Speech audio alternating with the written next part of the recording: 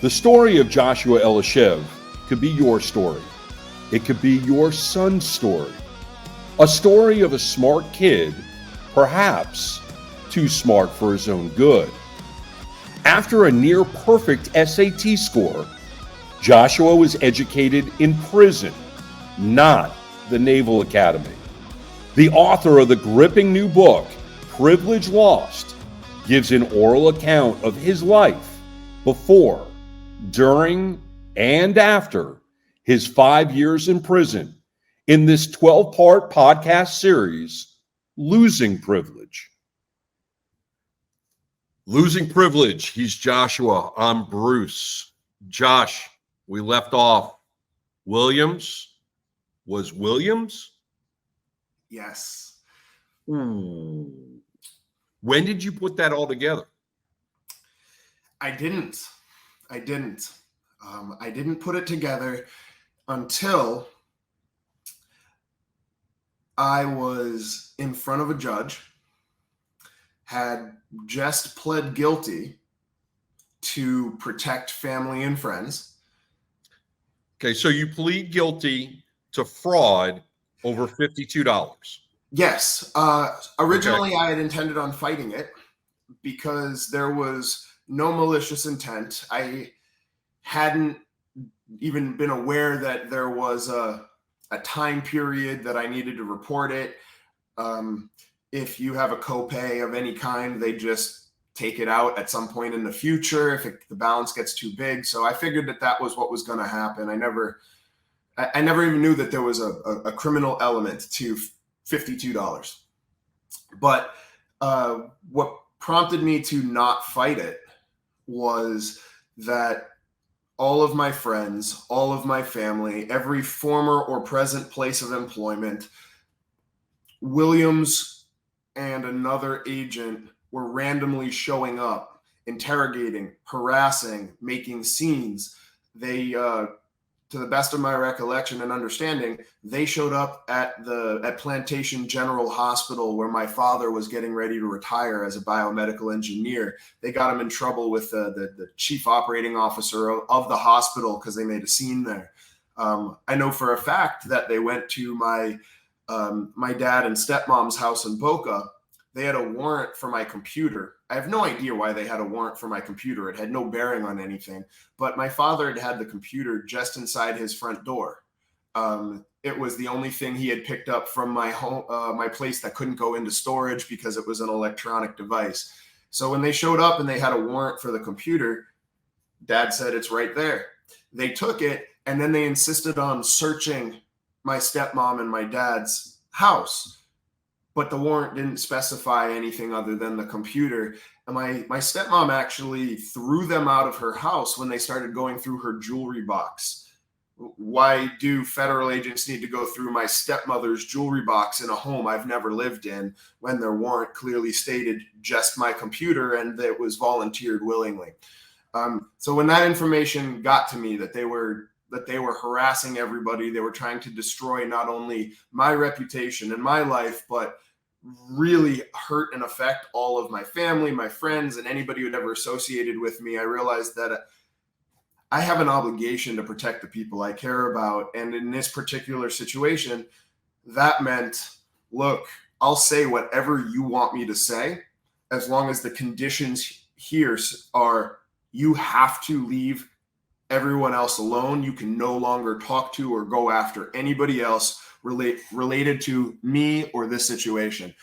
So they actually agreed to that. They said, "We'll stop harassing your family and friends." They put it in writing that they could not talk to or go after anybody else in relation to this because I was accepting responsibility for it. You realize that there's some irony in this. The reason that you got into this jackpot to begin with is because you put yourself and Agent Williams' wife in a compromising position. Yes. So the irony being you did that, and that's not honorable. And then you turned around and did the honorable thing in getting the heat off of your family and your friends. I did. And in order for a conspiracy charge to have any weight, it's their catch-all. The government's catch-all to get convictions with no evidence is conspiracy, courtesy of organized crime and Al Capone way back when with RICO. But that requires two people. And so the second person that they used to justify the conspiracy was my ex-wife, Maddie. And so they tried to charge her with all of the same wrongdoing as me. And part of this was I was accepting responsibility and with a statement that she had no part in anything. So even with everything else that had gone on, I fell on the sword for her as well as for the rest of my family. So when I went in and I pled guilty in front of a federal magistrate, they then took me back into a holding cell. And Douglas Williams came in.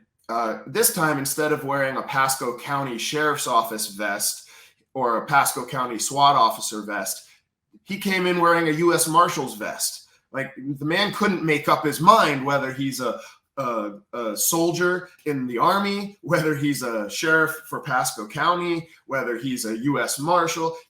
He can be whoever he wants to be, and it's totally okay. But if any one of us ever misrepresented who we are, we would be charged with a crime. So what was his actual position?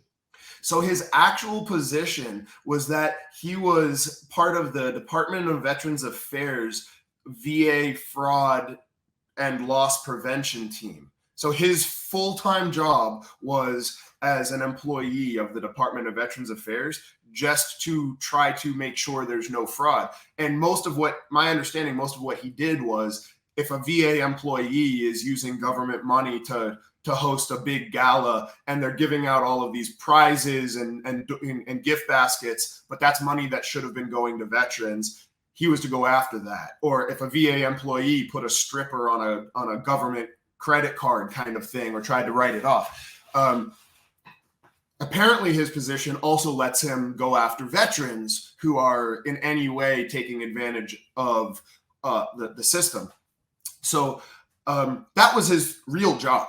And yeah, he was in the reserves. He was not full-time in the military, but it's totally okay for him to impersonate a sheriff or a SWAT officer or a U.S. Marshal. But if you or I did that, that's a felony on its own. For him, it's okay. So after I pled guilty, they took me back into a holding cell, and he walked in.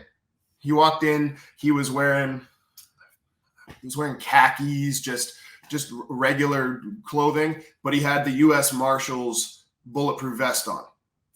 And he came right up to the bars in the holding cell. It was just a concrete bench, concrete walls. Everything was tan. And he came right up to the bars, and he says to me, "Josh, in another life, we could have been friends. We have a lot in common.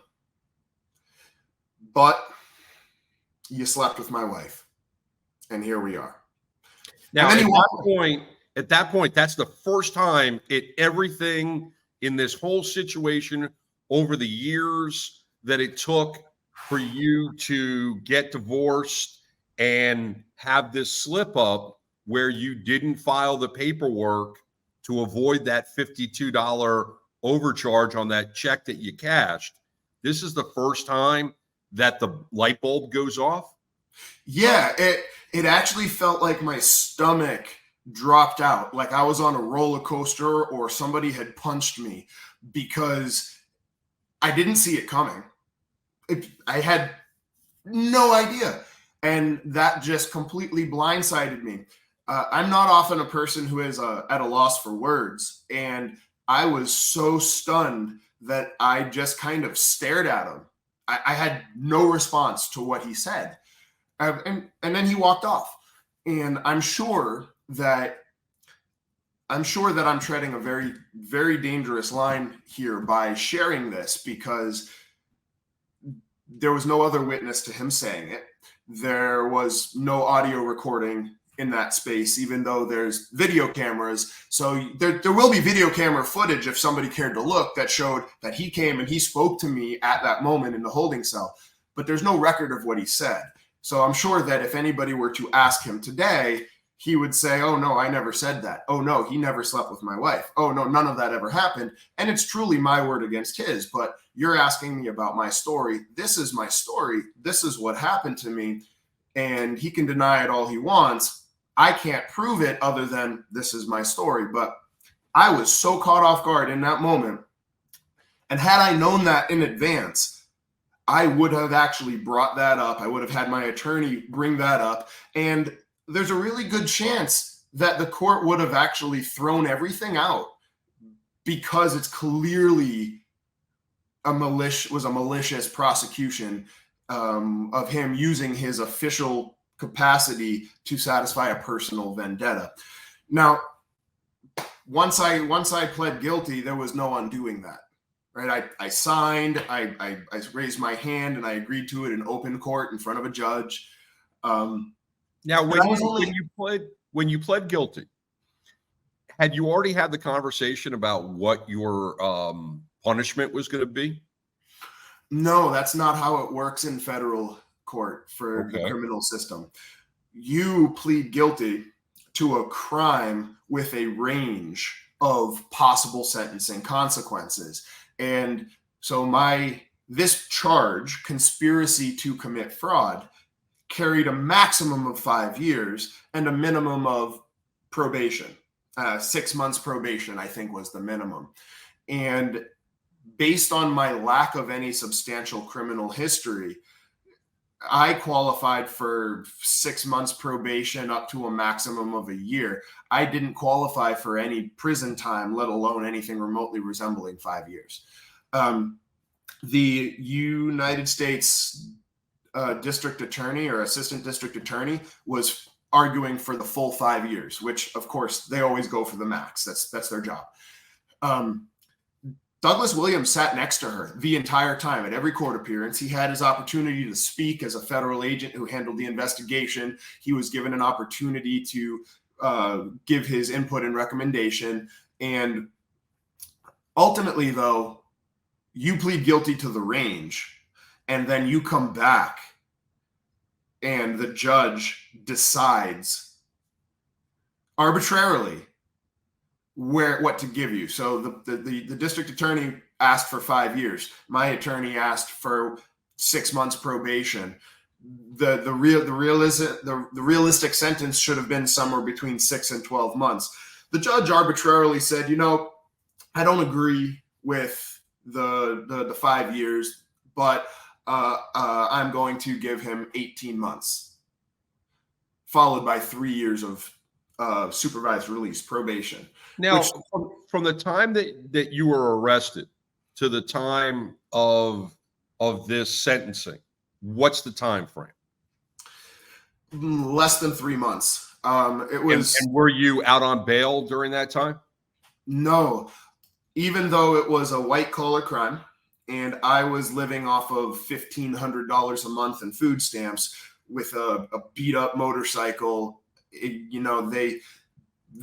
Williams and the district attorney convinced the judge that I didn't have any ties to the community and that I was a flight risk and I was a danger to society. I don't even remember how they managed to spin that, because I was volunteering at the local churches and food banks and donating my time teaching self-defense to battered women, and I had an apartment that I had paid a year in advance for. So like I had a year-long lease. I was only a month or two into it.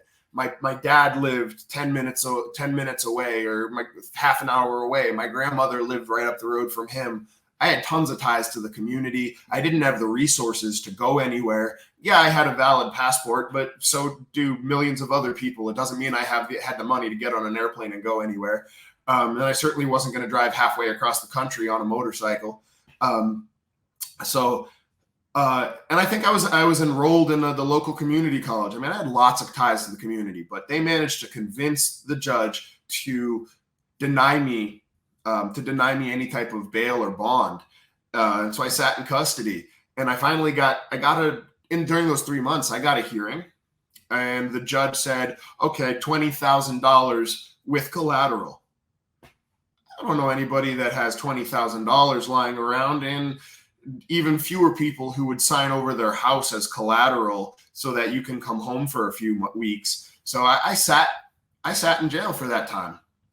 And then when I got sentenced, I was supposed to then sit for another 2 months, give or take, while they process all the paperwork and then send you off to a federal prison. And I was supposed to go to Camp Cupcake. The place I was supposed to go was similar to where Martha Stewart went in Danbury, and Michael Vick had been at the same prison at some point. I mean, they had like a 4-foot tall retaining wall to keep animals out. Any of the prisoners could just hop the fence and leave if they wanted to. And that's where I was supposed to go, because I was nonviolent, not a risk to society, and my sentence was so small. What's interesting, though, is $52 of overpayment. I was ordered to pay back $89,000 and change to the Department of Veterans Affairs in restitution.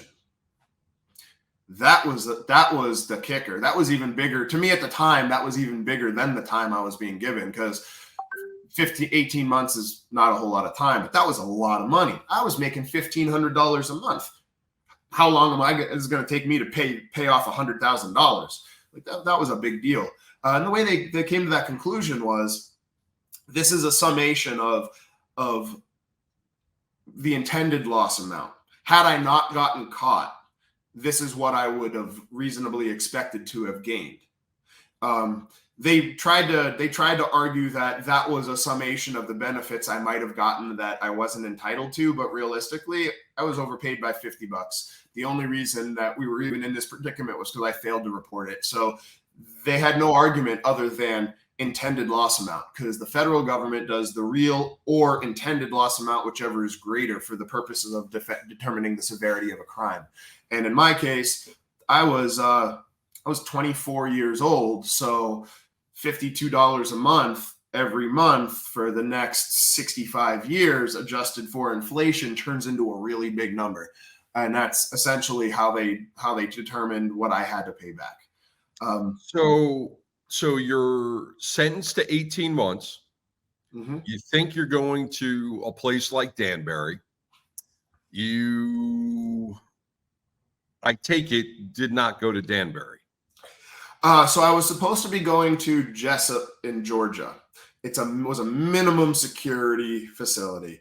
And I did ultimately get there for a month and a half. Okay. But I didn't get there. I didn't get there right after I signed the plea deal. I should have gotten there about a month and a half to 2 months later, after they had processed everything. But instead, I got there 14 or 15 months later. So where were you for those first 14, 15 months? So that's a great question. And I'm going to start this with, I can't name the name of the facility because I am bound by a non-disclosure agreement as a result of suing them for what I'm about to share with you. So I can't name the name, but I was at a county jail that had a contract to also function as a detainment center for federal inmates in order to get federal funding. So half of the jail was a county jail for the local county, and half of it was federal detainees. So they transferred me from the Pinellas County Jail, which is where you have to sit when you go to court in Tampa, to this facility. It was cheaper, and they had a better contract with them for longer term housing. I had been on morphine for the better part of a year at that point because of the nature of my injuries. They had prescribed me morphine so that I could function normally. This is in the facility. No, the VA had me prescribed morphine. Okay. So for a year prior to this, I had been on morphine. I was supposed to take it twice a day. I took it 3 or 4 times a week because I was terrified of becoming dependent upon it. So I only took it when I absolutely needed it, but I did take it with enough consistency that stopping it cold turkey still resulted in withdrawals. And I had also been on medication for PTSD and anxiety. And just as a reminder, this is all related to the injury that you had, which forced you to leave the Marines. That's correct. Okay. Now, I want to clarify. I spent a lot of years of my life having people say, oh, you're not a veteran because you never went to war. You never saw combat. Well, there's a lot of people that serve 4, 6, 10 years in any branch of the military, and they just happen to be serving during peacetime. They also never go to war, but they're veterans. Being a veteran does not mean that you had to see combat. Being a veteran means that you signed up for the military, wrote a blank check up to and including your life with the possibility that you could have gone to war and died. And that's what I did. So I completed my training.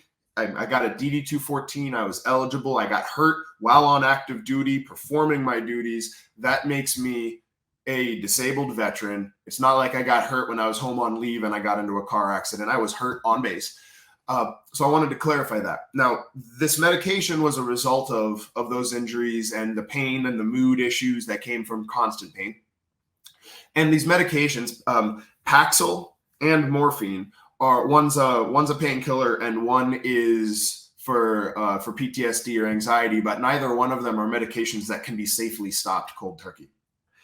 And they stopped mine cold turkey. And the side effects of those being stopped cold turkey, the morphines is the one that everybody can relate with. You know, you get fevers and cold shakes, and you have diarrhea and constipation and all sorts of problems that are, you know, sweats, just like somebody coming off of heroin. What most people don't realize is that. Sorry, I've been needing to cough.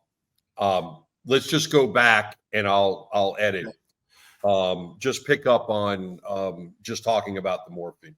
So what most people don't realize is while morphine detoxing is just like detoxing off of heroin with fevers and shakes and chills and vomiting and nausea and constipation and diarrhea and all of that, the side effect profile of stopping a psychotropic medication such as Paxil cold turkey is far more sinister. Paxil's known for having side effects that last years after a hard stop, brain zings, emotional problems. And so I was really struggling. So there was a day, I'll say about 2 weeks after I signed this plea deal. So the county jail had made sure that I was getting the medication I was supposed to get. This was prior to you pleading guilty. That's correct. But when I got shifted to the privatized, it was a private prison company that ran the jail that housed both. And when I got there, pending transfer to federal prison, they didn't process anything timely. So there was everything got stopped for 2 weeks. And while they may have intended on eventually kicking it back in, a 2-week cold turkey hard stop is a big deal. There was a day where we had been locked in our cells for like 2 or 3 days. They were doing a shakedown where they search everybody's cells for contraband. And we had just been locked in there, not allowed out for a few days. And one of the officers made the mistake of opening the door to hand us our food at mealtime rather than putting it through the slot in the door. So I ducked under his arm. I'm a big guy now. I was like 265 pounds at the time, 6'3". So me ducking under his arm, I ducked under his arm. I'm a big dude. I beelined straight for the opposite side of the dorm where they had a button on the window that buzzed the control room and the people in charge. So I got over there and I started mashing the button to tell them, look, I haven't received my medication. I'm having all of these problems. Can you please get somebody down here that can address this? because it was dangerous.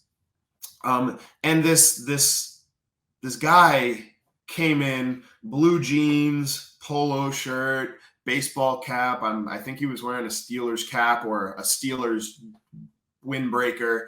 He was not in any semblance of a uniform. I think he was there picking up his paycheck, but he definitely wasn't part of the shakedown. He was not in uniform. He came through the door. He came through the door, and I was standing almost directly in front of the door because the button, if you're facing the door, the button to mash was directly to the left of the door. So I was there. The door opens. I'm in his way. He doesn't say, "Excuse me, move, back up, get the fuck out of my way." He didn't say a word to me. He just straight stiff-armed me, except that I was 265 pounds and he was maybe 190 pounds. So he stiff-armed me, and he might as well have stiff-armed a concrete wall. So I didn't budge. So he took two hands and he tried to shove me with two hands and garnered about the same result. He reared back and he punched me right in the chest. And I have no idea why any of this is going on, because I had just been asking for help. I had been asking for help. I was in a medical crisis, detoxing, withdrawing, cold turkey off of some powerful medications. I was just asking for care. When he punched me in the chest and it didn't do anything, he hauled off and he hit me in the face. I had turned to face him because I had been facing the monitor of the wall. Through this, I had turned to face him. He hauled off and he punched me in the face.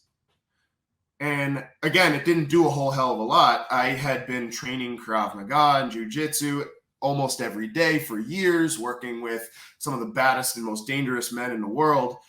So this little tiny guy hauls off and punches me in the face. And I say little tiny guy because at 6'3" and 265 pounds, almost everybody was a little tiny guy to me. When he went to hit me in the face a second time, I defended myself. I don't care where I am. At that point, one of the hardest lessons I've learned in my life is a result of this moment. But I was teaching people how to defend themselves for a living. Civilians, law enforcement, military, people whose lives depended on the ability to avoid injury when somebody was trying to cause you harm. This man that I didn't know, who was not in a uniform, had just pushed me twice, punched me twice, and was rearing back to punch me in the face a second time. I defended myself. I punched him in the stomach. When he doubled over, I hit him in the jaw with an uppercut. I hit him a couple more times, and then I stepped back when there was no further aggression. The moment I realized he was not attempting to attack me any further, I put both of my hands up like, "Hey, don't shoot," and I stepped back. He kind of like doubled over. He backed up. The two guards that had been feeding everybody had come running over. They pulled out their big cans of what they called Black Jesus, which was a combination of CS gas and mace pepper spray.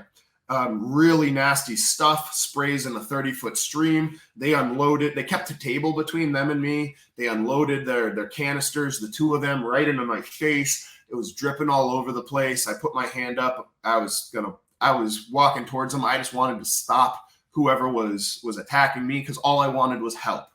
And then I slipped. The floors were slick. There was a puddle of this pepper spray just pouring off of my face from them emptying their cans. And I was wearing shower slides, flip-flops. That's all we were allowed to have. So I slipped, boom, down on my back. And at that moment, all of the guards rushed me. There was, like 4 or 5 guards that came in from outside. They all rushed me. They flipped me over.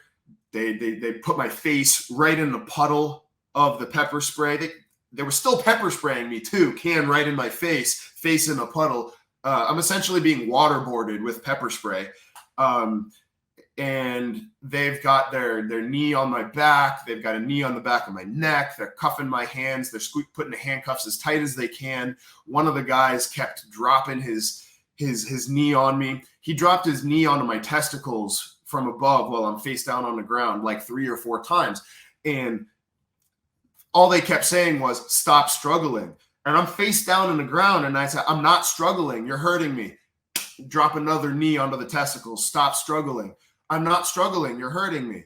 And I wasn't struggling. I was laying there, not resisting at that point. And then, somebody dropped their knee onto the back of my head. Stop struggling. I was trying the best I could to say, I'm not struggling. I can't breathe. I've got a mouth full of pepper spray. I'm face down in it. But I kept trying to mumble, I'm not struggling. You're hurting me. And they just, every single time, they would do something to hurt me and say, stop struggling, as if saying stop struggling is their way of covering their ass to justify causing harm. Because if he's struggling, we're doing what we have to do to subdue him, except I wasn't. I'm face down on the ground. My hands are cuffed behind me. I have a 200-pound man with his knee on the back of my neck. I have a 200-pound man with his knee in the small of my spine on top of my hands that are handcuffed to where my hands are turning purple and I can't feel them. I still have nerve damage in my hand to this day from this. And I've got a grown 200-pound man on one ankle with his knee on the back of my knee, a grown man on my other ankle with his knee in the back of my knee. How much struggling could I possibly be doing when I'm being held down on the back of the neck, small of the spine, back of the shoulders, back of the knees, and the ankles by 6 or 8 grown men? Like, there's no struggling going on. I don't care who you are. There's no amount of strength that fights physics in that position with that much applied pressure. And I wasn't struggling. I just kept trying to say, I can't breathe. I can't breathe, because my face was in this puddle.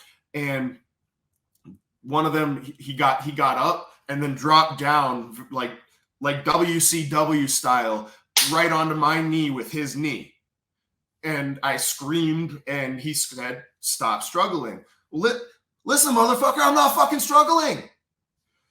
And they just kept doing that. And then finally, when they had enough, they lifted me up just the same way that Saddam Hussein would hoist his prisoners up when he would torture them, where with their hands cuffed, they would lift by the cuffs behind their back to hyperextend and dislocate shoulders. That's how they stood me up. They picked me up by my hands and handcuffs, hyperextended both of my shoulders, yanked me off of the ground, and then they, one on either side of me, looped their arm underneath my arm onto my shoulder, kept my upper body parallel to the ground, bent over at the waist, and then they dragged me, feet dragging. They wouldn't let me walk or anything. Feet dragging. They dragged me across the compound. They took me to wherever medical was. I can't see anything, right? I've been sprayed in the face with pepper spray, and I've been laying face first in it. Snot's running down my nose. My eyes are swelled up on fire. Even if I opened them, I couldn't see anything. And they were required actually by law to have taken me to an eye wash station to have washed it out of my eyes so that permanent harm couldn't happen. I was supposed to have been given a chance to do that once I was detained and subdued. They took me to medical, and the nurse in medical was someone who had openly praised Hitler as the greatest man ever in front of inmates. She was a white supremacist. I'm a Jew. And she said, they said, hey, we're supposed to let him wash his eyes. Do you think we've given him enough time?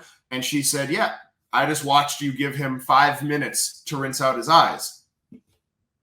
I never got to rinse out my eyes. That was just them officially checking all the boxes to say they did the right thing so that they knew they were all on the same page. So I never really got a chance to clear it out. And they then took me to solitary confinement. They kept me in a holding cell. I didn't get food. I was ignored for what felt like forever.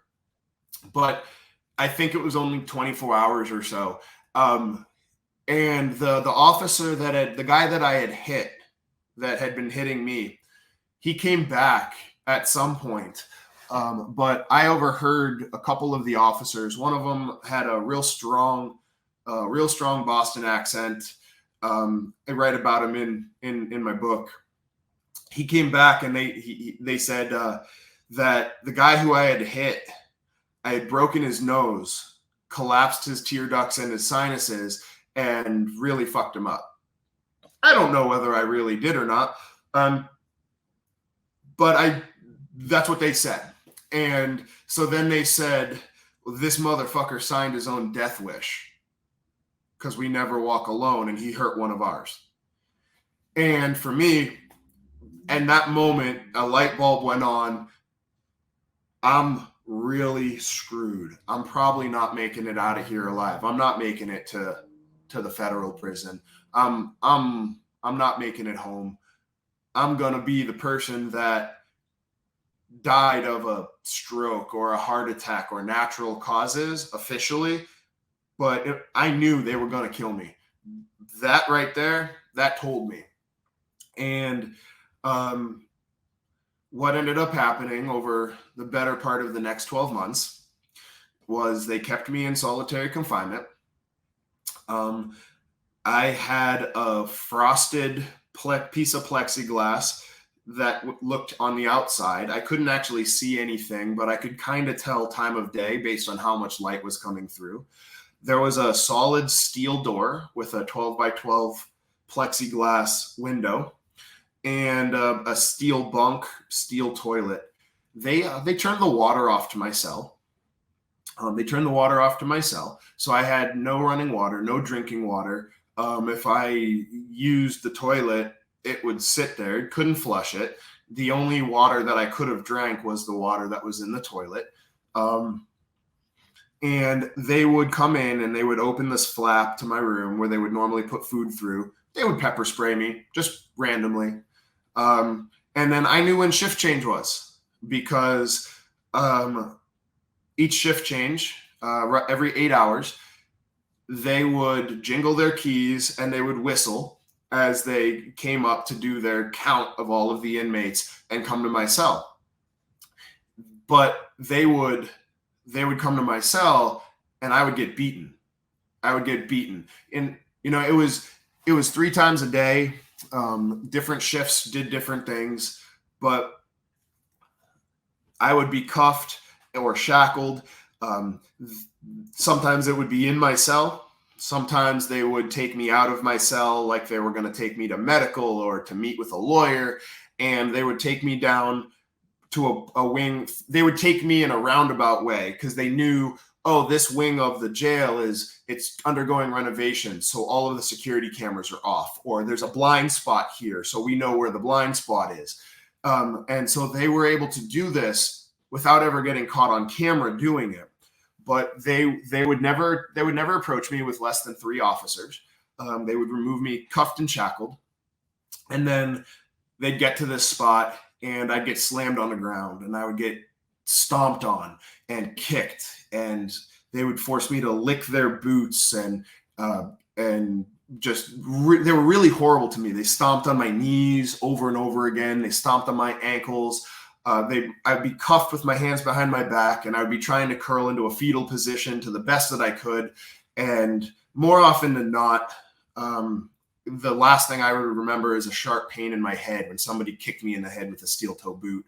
And I wake up back in my cell, covered in blood, fresh blood on my shirt. No recollection of how I got back to my cell.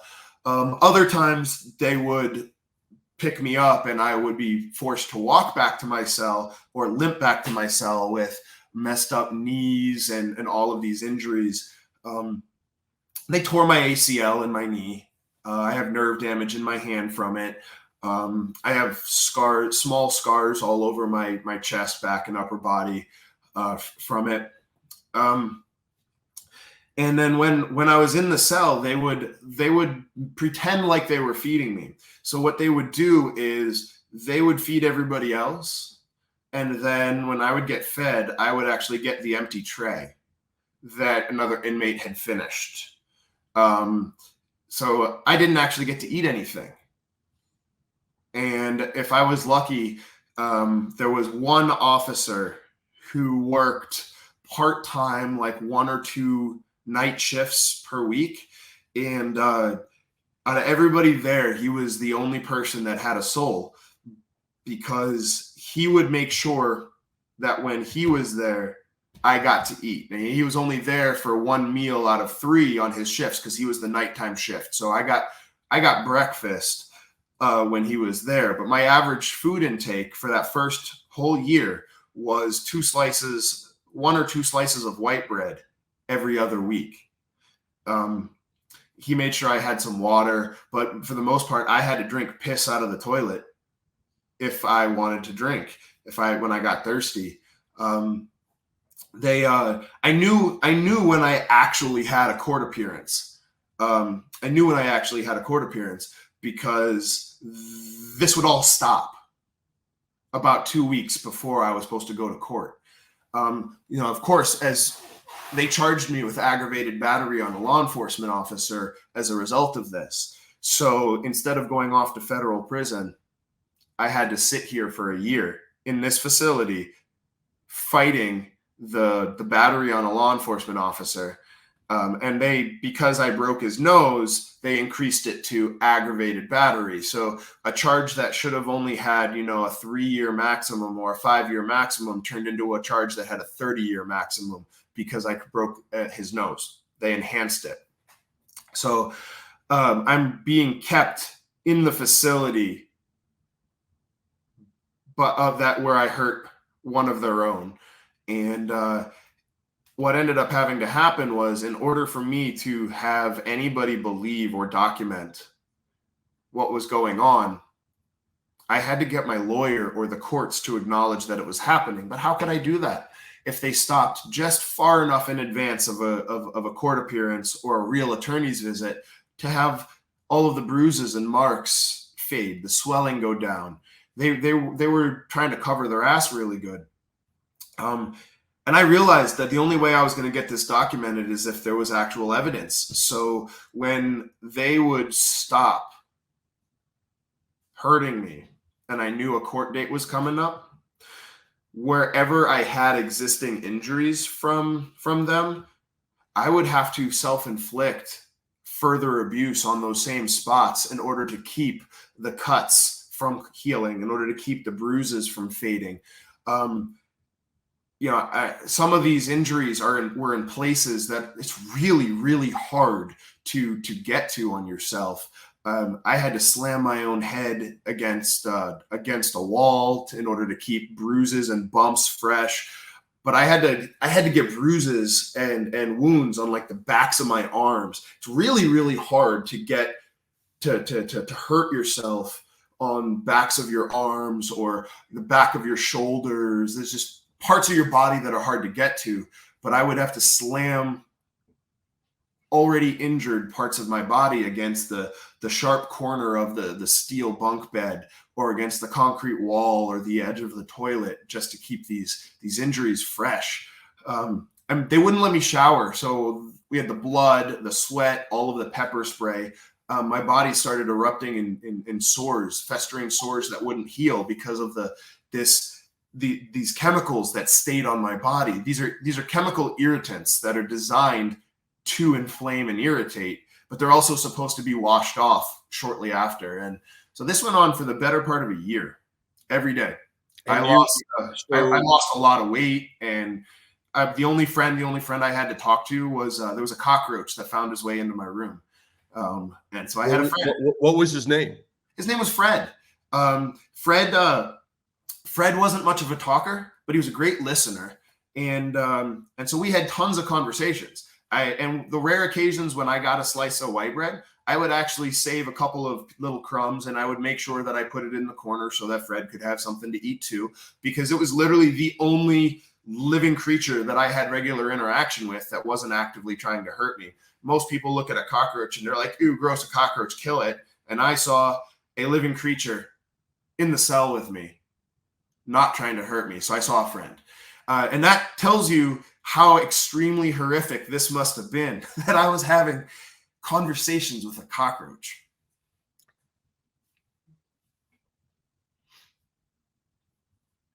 I'm going to ask you one question before we wrap up this episode. Was Fred real?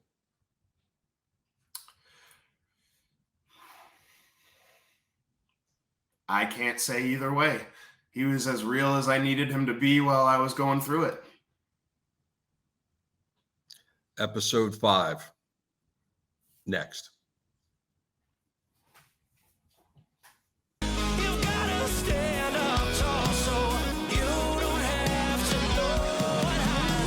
Losing Privilege is a 12-part podcast series telling the fascinating story of Joshua Elishev and his roller coaster life of success and deception, love and loss, and the determination to survive prison and build a life after nearly losing his own. Visit JoshuaElishev.com. That's Joshua, ELYASHIV.com for details on his book, Privilege Lost, his music, and upcoming projects. And listen and watch all 12 episodes of his podcast, Losing Privilege.